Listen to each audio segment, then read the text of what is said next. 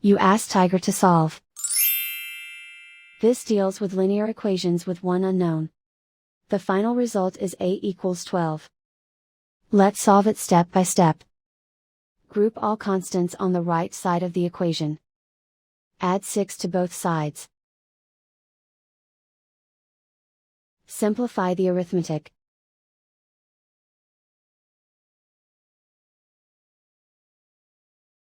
Isolate the a. Multiply both sides by inverse fraction 6/1.